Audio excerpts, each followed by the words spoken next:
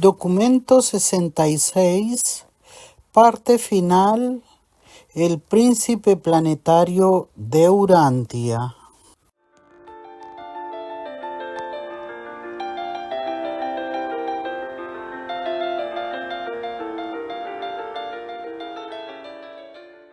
Séptimo, los guardianes de la salud y la vida. Este consejo se ocupaba de enseñar sanidad y promover medidas primitivas de higiene, y Lut lo dirigió. Gran parte de lo que sus miembros enseñaron se perdió durante la confusión de las edades subsiguientes, que apenas se volvió a descubrir en el siglo XX. Enseñaron al género humano que cocer, hervir y asar los alimentos eran medios de evitar las enfermedades. También que tales preparaciones reducían sobremanera la mortalidad infantil y facilitaban el pronto destete.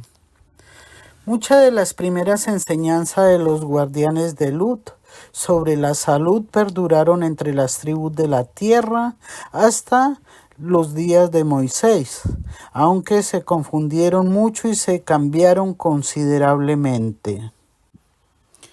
El mayor obstáculo a la enseñanza de las normas de higiene a estos pueblos ignorantes estribaba en el hecho de que las verdaderas causas de muchas enfermedades son demasiado pequeñas para que se las pueda ver a simple vista.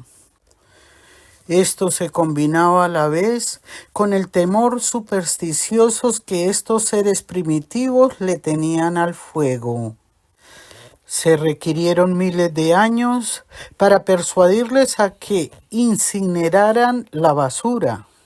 Entre tanto, se les instó a que enterraran los desechos en putrefacción. El gran adelanto sanitario de esta época consistió en la difusión de la información sobre las propiedades curativas y promovedoras de la salud de la luz del sol. Antes de la llegada del príncipe, el baño era una ceremonia exclusivamente religiosa. En efecto, resultaba difícil persuadir a los hombres primitivos a que se lavaran el cuerpo como práctica sanitaria. Finalmente, Lut indujo a los maestros religiosos a que incluyeran abluciones en las ceremonias de purificación que se debían practicar en relación con las devociones del mediodía una vez por semana en adoración del Padre de todo. Estos guardianes de la salud también trataron de enseñar el apretón de manos para sellar la amistad y como símbolo de lealtad al grupo, en reemplazo de la práctica de intercambiar saliva o beberse la sangre. Pero cuando no se sentían presionados por la obligación de las enseñanzas de sus guías superiores, estos pueblos primitivos no tardaban en revertir a sus antiguas prácticas ignorantes y supersticiosas que destruían la salud y fomentaban las enfermedades. Octavo, el Consejo Planetario de las Artes y Ciencias. Este cuerpo contribuyó mucho a mejorar la técnica industrial del hombre primitivo y a elevar sus conceptos de la belleza. Su dirigente fue Mec. Las artes y las ciencias eran de muy bajo nivel en todo el mundo. Sin embargo, se les impartió a los dalamatianos los rudimentos de la física y la química. La alfarería avanzó, todas las artes decorativas mejoraron y los cánones de la belleza humana se realzaron considerablemente. Pero la música progresó muy poco hasta después de la llegada de la raza violeta. Estos hombres primitivos no consintieron en experimentar con la energía del vapor, a pesar de las repetidas exhortaciones de sus maestros.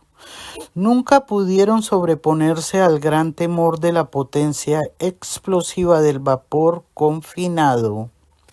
A la larga se persuadieron a trabajar los metales y el fuego, aunque para el hombre primitivo un pedazo de metal candente era un objeto aterrador. Mucho contribuyó Mech al avance de la cultura de los andonitas y al mejoramiento del arte del hombre azul.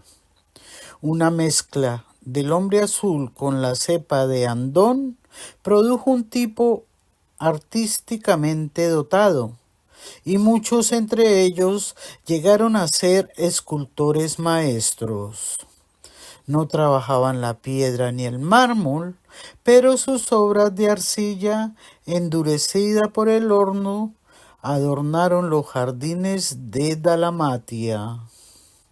Grandes progresos hicieron en la economía doméstica, gran parte de los cuales se perdieron durante la prolongada y obscura época de la rebelión, y no se volvieron a descubrir hasta la época moderna. Noveno. Los gobernadores de las relaciones tribales avanzadas. Este fue el grupo encomendado con la labor de elevar la sociedad humana al nivel de Estado. Su jefe fue Tut. Estos dirigentes contribuyeron mucho a fomentar el matrimonio entre miembros de diferentes tribus. Aconsejaban un periodo de cortejo y matrimonio tras deliberación de vida y oportunidad plena de conocerse. Las danzas de carácter puramente militar fueron refinadas y modificadas para que se adaptaran a fines sociales valiosos. Se introdujeron muchos juegos competitivos, pero esta gente antigua era seria. Estas tribus primitivas se distinguieron poco por su humor. Pocas de estas prácticas sobrevivieron a la desintegración subsiguiente de la insurrección planetaria. Tut y sus asociados se afanaron en promover grupos asociados de carácter pacífico, en reglamentar y humanizar la guerra, en coordinar las relaciones intertribales y en mejorar los gobiernos tribales. En las cercanías de Dalmatia se desarrolló una cultura más avanzada, y estas mejores relaciones sociales ejercieron una influencia beneficiosa sobre las tribus más remotas. Pero el modelo de civilización que se prevalecía en la sede central del príncipe era muy diferente de la sociedad barbárica que evolucionaba en otras partes, así como la sociedad del siglo XX de la ciudad del Cabo, Sudáfrica, en nada se parece a la tosca cultura de los diminutos bosquimanes del norte. Décimo. El Tribunal Supremo de la Coordinación Tribal y Cooperación Racial. Van dirigió este Consejo Supremo, que constituía el Tribunal de Apelaciones para todas las otras 9 comisiones encargadas de la supervisión de los asuntos humanos. Este consejo tenía amplias funciones, pues se ocupaba de todo asunto de interés terrenal que no específicamente les incumbiera a los otros grupos. Este grupo altamente seleccionado había sido aprobado por los padres de la constelación de Dentia antes de que se le autorizara para asumir funciones del Tribunal Supremo de Urantia.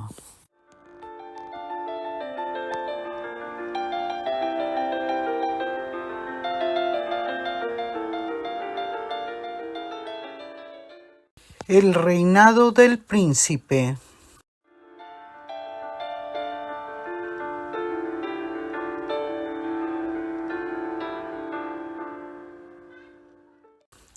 El nivel de cultura de un mundo se mide por el legado social de sus seres nativos, y el grado de expansión cultural depende exclusivamente de la capacidad de sus habitantes para comprender ideas nuevas y avanzadas.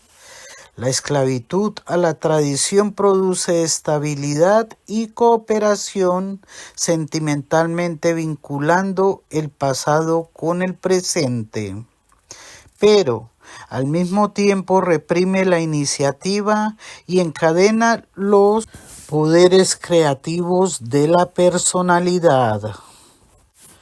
Cuando llegaron los 100 de Caligastia y comenzaron a proclamar este nuevo credo de la iniciativa individual dentro de los grupos sociales de aquellos días, todo el mundo participaba en el marasmo de las costumbres apegadas a la tradición. Pero este régimen benéfico se interrumpió después de tan poco tiempo que las razas no llegaron a liberarse nunca completamente de la esclavitud de las costumbres. La moda sigue siendo en Urantia una fuerza de dominación indebida. Los 100 de Caligastia. Graduados de los mundos de estancia de Satania, bien conocían las artes y la cultura de Jerusalén. Pero dichos conocimientos son casi inútiles en un planeta salvaje, poblado por humanos primitivos. Estos seres sabios sabían que no convenía emprender la transformación repentina o la elevación masiva de las razas primitivas de aquella época. Bien comprendía la lenta evolución de la especie humana y prudentemente se abstuvieron de todo intento radical para modificar el modo de vida del hombre en la Tierra. Cada una de las 10 comisiones planetarias abordó lenta y naturalmente el fomento de los intereses que se les había encomendado. Su plan consistió en atraer a los mejores intelectos de las tribus circundantes y, tras haberles preparado, enviarles de vuelta a su pueblo respectivo como emisarios de la elevación social. Nunca se enviaban emisarios extranjeros a ninguna raza a no ser que el grupo mismo presentara una solicitud específica. Los que trabajaban para elevación y avance de una tribu o raza determinada eran siempre nativos de esa tribu o raza. Los 100 no deseaban imponer hábitos y costumbres a ninguna tribu, ni siquiera los de una raza superior. Siempre gestionaban con paciencia para elevar y hacer avanzar las costumbres sometidas a la prueba del tiempo de cada raza. La gente simple de Urantia trajo consigo sus costumbres sociales a Dalamatia, no para cambiarlas por prácticas mejores y nuevas, sino para hacer que se elevaran por el contacto con una cultura superior y por asociación con intelectos superiores. El proceso fue lento, pero surgió efecto. Los maestros de Dalamatia procuraron agregar la selección social consciente a la selección puramente natural de la evolución biológica. No trastornaron la sociedad humana, pero sí aceleraron marcadamente su evolución natural y normal. Su motivo fue la progresión mediante la evolución y no la revolución mediante la revelación. La raza humana había tardado muchas edades en adquirir la escasa religión y los principios morales que tenía, y estos superhombres bien sabían que no convenía robarle a la humanidad estos pocos avances, porque se produce confusión y consternación cada vez que los seres superiores iluminados emprenden la elevación de las razas atrasadas en forma de excesiva erudición e iluminación. Cuando los misioneros cristianos van al corazón de África, donde es costumbre que los hijos permanezcan bajo el control y la dirección de sus padres mientras éstos estén con vida, solo ocasionan confusión a la desintegración de toda autoridad si en una sola generación intentan suplantar esta práctica, enseñando que los hijos han de librarse de toda restricción paterna al cumplir los 21 años.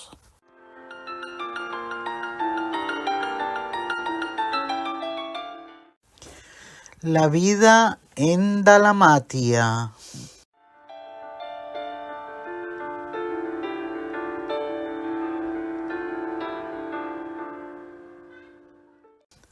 La sede central del príncipe, aunque de una hermosura primorosa y concebida para infundir temor reverente al hombre primitivo de aquella edad, era en realidad modesta. Los edificios no eran particularmente grandes, pues el motivo de estos maestros importados fue estimular el desarrollo ulterior de la agricultura mediante la introducción de la ganadería.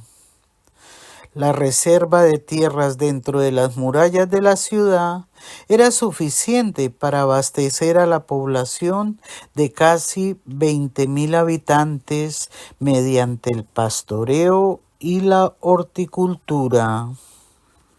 Los interiores del templo central de adoración y las 10 mansiones de los consejos de los grupos supervisores de superhombres eran efectivamente hermosas obras de arte. Y, aunque los edificios residenciales eran modelos de orden y limpieza, todo era muy sencillo y del todo primitivo en comparación con el desarrollo posterior. En esta sede central de la cultura no se emplearon métodos que no pertenecieran al orden natural de Urantia. El séquito corpóreo del príncipe se dispuso de moradas sencillas y ejemplares, hogares concebidos para inspirar e impresionar favorablemente a los estudiantes observadores que residían temporalmente en el centro social y sede central educativa del mundo. El orden definitivo de vida familiar y residencia unifamiliar en una sola vivienda de ubicación comparativamente estable data de estos tiempos de Dalmatia y se debe en gran parte al ejemplo y las enseñanzas de los 100 y sus discípulos. El hogar, en cuanto a unidad social, no logró aceptación hasta que los superhombres y supermujeres de Dalmatia indujeron al género humano a amar y a planificar para sus nietos y los hijos de sus nietos. El hombre salvaje ama a sus hijos, pero el hombre civilizado ama también a sus nietos. El séquito del príncipe convivía como padres y madres. Aunque no tenían hijos propios, los 50 hogares modelo de Dalmatia nunca albergaron menos de 500 pequeños adoptados seleccionados de las familias superiores de las razas andónica y sanjik. Muchos de estos niños eran huérfanos, gozaban del privilegio de la disciplina y enseñanza de estos superpadres, y luego, al cabo de 3 años en las escuelas del príncipe, entre paréntesis, a las que ingresaban entre los 13 y los 15 años de edad, eran candidatos para el matrimonio y para recibir su encargo de emisarios del príncipe a las menesterosas tribus de sus razas respectivas. Fat patrocinó el plan dalamantiano de enseñanza, que se llevó a cabo como escuela industrial, en la cual los alumnos aprendían en la práctica, realizando tareas útiles diariamente.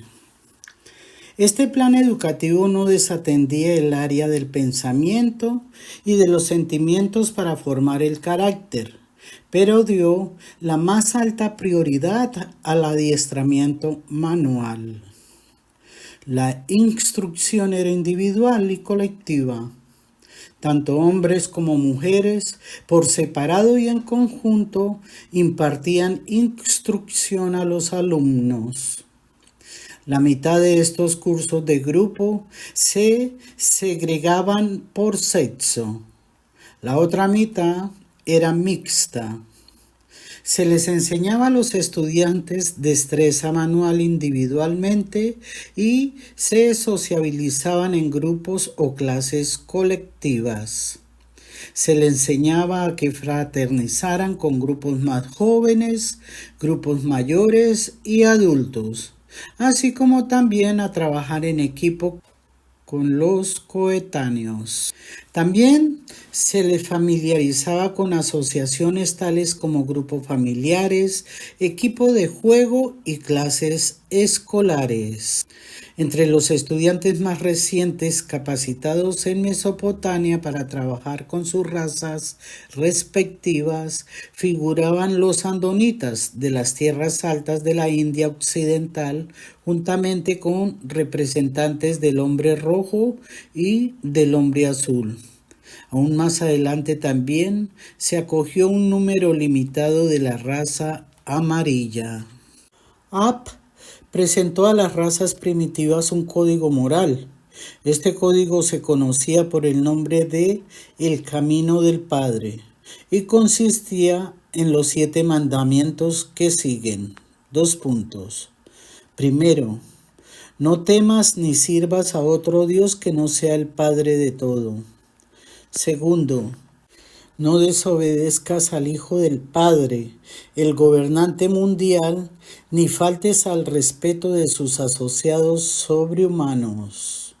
Tercero, no mientas cuando comparezcas ante los jueces del pueblo.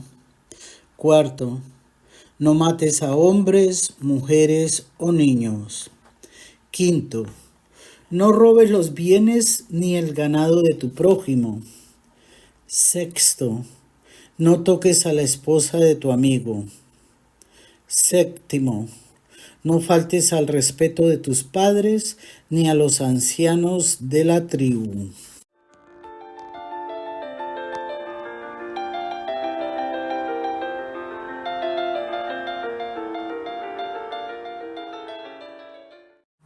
Abro paréntesis. Estos 7 mandamientos que acabamos de escuchar, impuestos por App a las razas primitivas como código moral, son prácticamente los mismos 10 mandamientos con los que bajó Moisés del monte Sinaí en las 2 tablas. Vale la pena aclarar que Fat pertenecía a una de las 10 comisiones planetarias, por lo tanto su rango era de superhombre, mas no de deidad.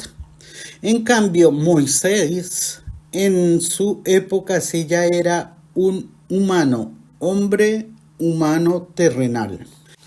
No olviden que a Moisés y a su hermano Aarón les fue encomendado por Yahvé liberar al pueblo israelita de la tiranía de los faraones.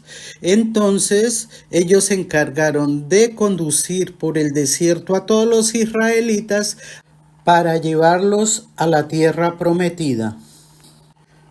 Para terminar, les sugiero que hagan una pausa en el video y miren esta tabla que he puesto acá para comparar los mandamientos. Los que están en tinta negra son los actuales y los que están en tinta roja son los mandamientos impuestos por FAT. Este relato lo podrán encontrar completo en Éxodo a partir del capítulo 32, versículos 15 al 24. Cierro paréntesis.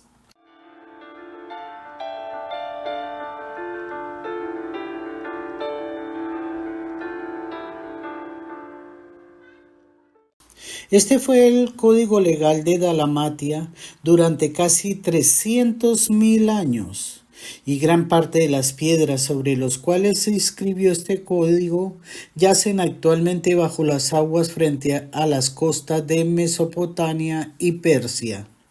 Llegó a ser costumbre traer a la mente uno de estos mandamientos cada día de la semana, sirviéndose de él como saludo y como acción de gracias a la hora de las comidas.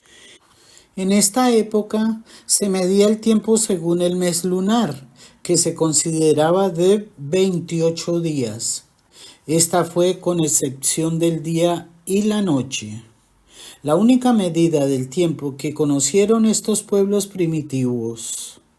Los maestros de Dalmatia introdujeron la semana de 7 días surgió el hecho de que el número 7 es la cuarta parte de 28.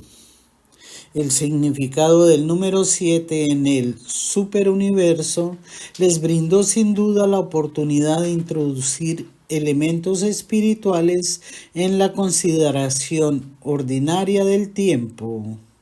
Pero el periodo semanal no tiene origen natural. La campiña en torno a la ciudad quedó bastante bien colonizada durante un radio de 160 kilómetros. En las inmediaciones de la ciudad, cientos de graduados de la Escuela del Príncipe practicaban la ganadería, o bien pusieron en práctica la instrucción que había recibido del séquito del príncipe y de sus numerosos ayudantes humanos. Unos cuantos practicaron la agricultura y la horticultura. El género humano no se destinó a la ardua faena de la agricultura como castigo de un supuesto pecado. Entre paréntesis, con el sudor de tu frente comerás el fruto de la tierra. No fue el castigo por la participación del hombre en las locuras de la rebelión de Lucifer bajo el caudillaje del traicionero Caligastia.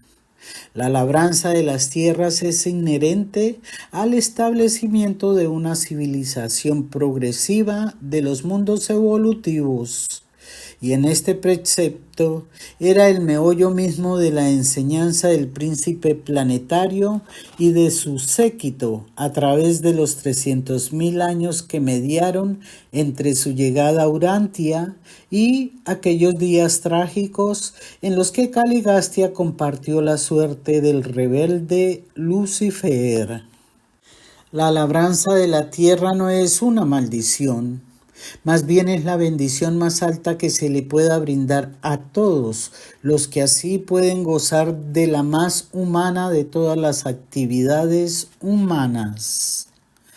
Al estallar la rebelión, Dalmatia tenía una población residente de casi 6.000 habitantes. Esta cifra incluye a los estudiantes ordinarios, pero no engloba a los visitantes y observadores, quienes siempre ascendían a más de 1.000.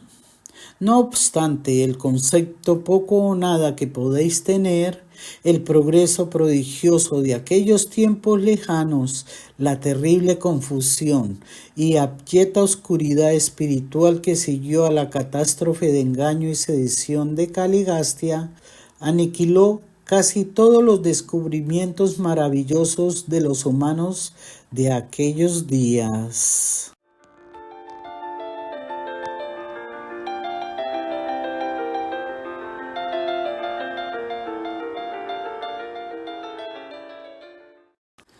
Las calamidades de Caligastia.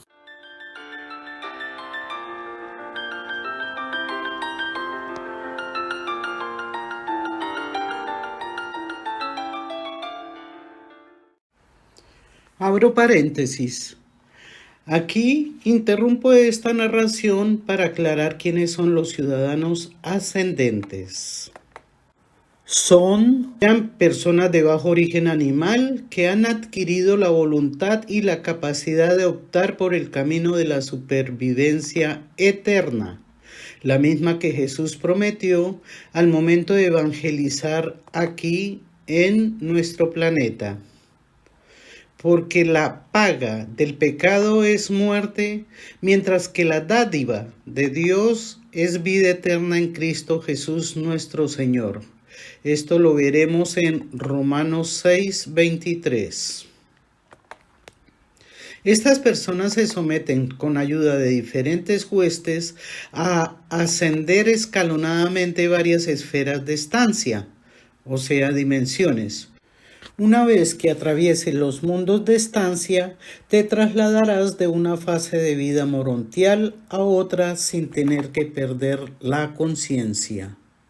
En esta fase ya tienes un cuerpo más espiritual que material, cuya materia es más abstracta porque ha sufrido una especie de purificación.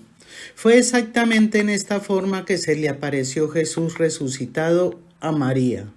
Por eso Jesús le dijo: no me toques, que todavía no he subido al Padre, pero vete donde mis hermanos y diles: subo a mi Padre y vuestro Padre, a mi Dios y vuestro Dios. Juan 20:17. Cierro paréntesis. Cada uno de los 100 elegidos provenía de un planeta diferente y ninguno de ellos era de Urantia. Se trajeron estos voluntarios jerusemitas directamente de la capital del sistema hasta Urantia por transporte seráfico, y a su llegada se mantuvieron enserafinados hasta tanto se les pudiera dar la forma de personalidad de naturaleza dual del servicio planetario especial.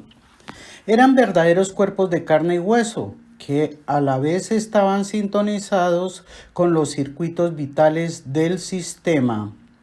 Antes de la llegada de estos 100 ciudadanos de Jerusalén, los dos portadores de vida supervisores que residían en Urantia, tras haber perfeccionado sus planes, solicitaron permiso a Jerusalén y a Edentia para trasplantar el plasma vital de 100 supervivientes seleccionados de la descendencia de Andón y Fonta a los cuerpos materiales destinados para los miembros corpóreos del príncipe.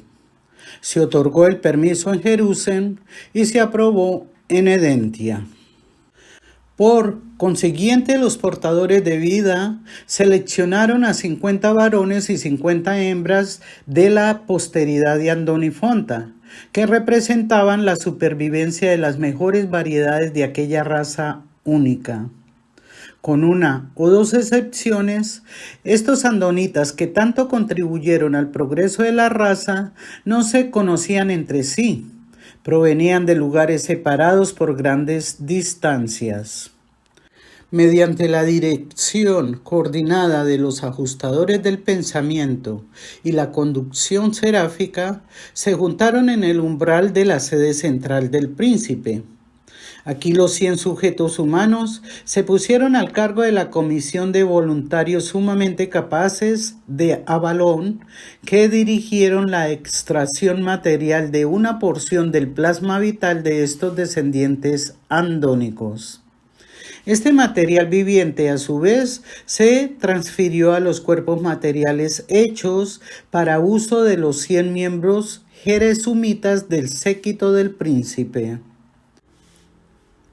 Entre tanto, estos ciudadanos recién llegados de la capital del sistema se mantuvieron en el sueño del transporte seráfico.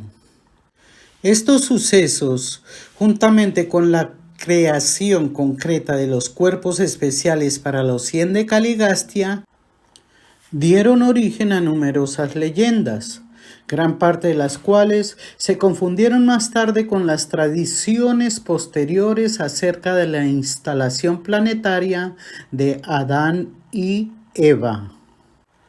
Toda la ejecución de la repersonalización duró precisamente 10 días desde que llegaron a Jerusalén los transportes seráficos que aportaban a los 100 voluntarios, hasta que recuperaron estos el conocimiento ya convertidos en seres triples del reino. Dalmatia, la ciudad del príncipe. Se ubicó la sede central del príncipe planetario en la región del Golfo Pérsico de aquellos días, en la zona que correspondió a la Mesopotamia futura. El clima y el paisaje en la Mesopotamia de aquellos tiempos era en todos los aspectos favorables para las iniciativas del séquito del príncipe.